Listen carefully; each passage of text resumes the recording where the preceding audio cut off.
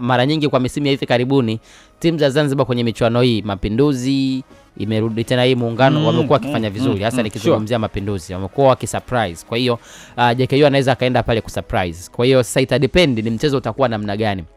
Young Africans atauchukulia serious au ataanzia down.